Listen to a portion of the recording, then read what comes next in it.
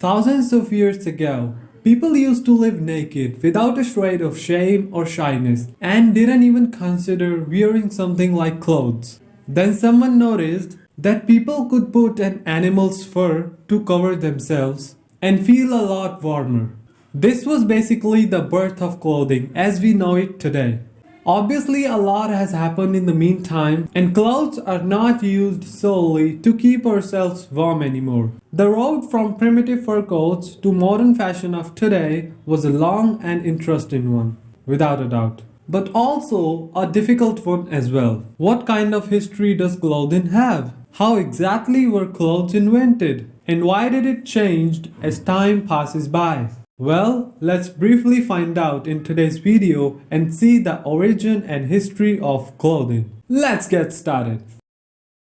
The wearing of clothing is specifically human characteristic, and most human societies wear some form of clothing. There is no information about when we started using clothes, but there are ideas why. Anthropologists think that animal skin and vegetation were adapted as protection from weather conditions. Other idea is that clothing may have been invented first for other purposes such as magic, decoration, cult, or prestige, and then later found to be practical as means of protection. There are archaeological findings as well as representation of clothing in art which can help to determine when particular clothing appeared in history. There is a problem of preservation of archaeological evidences because some places preserve finding better than other, and from some places we don't have evidence at all.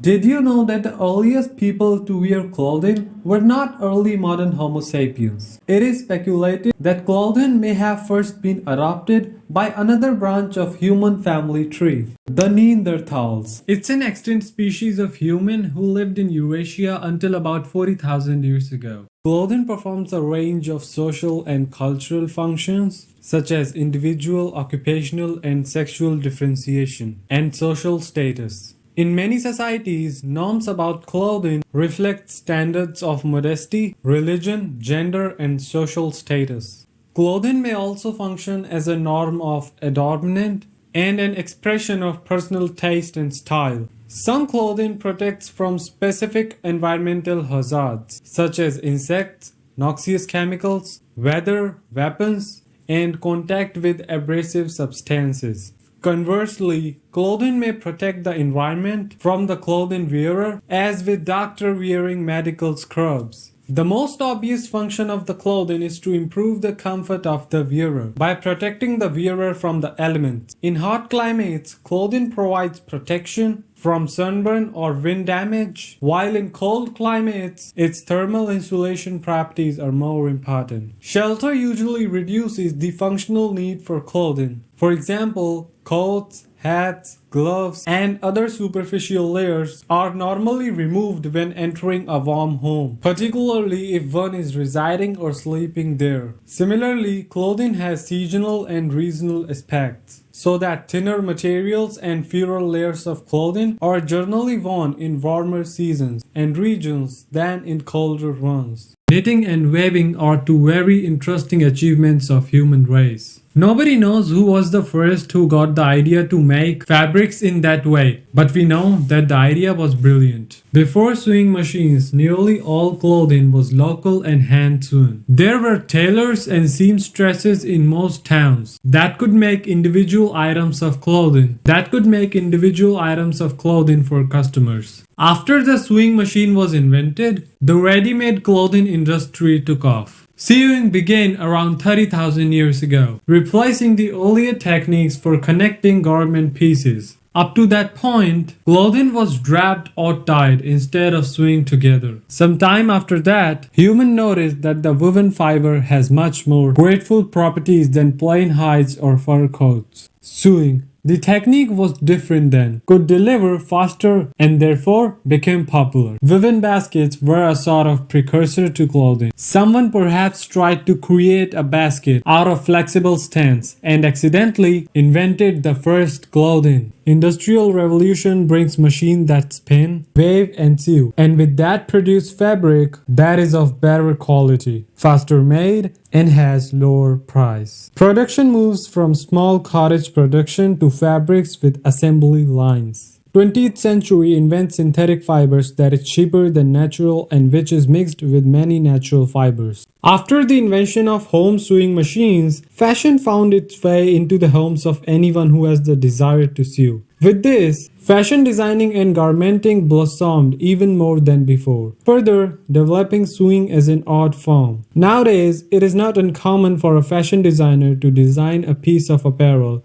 that has no other purposes except artistic. It sure was a long road from leaves to dressmaking, but clothes have made it somehow, and that is commendable.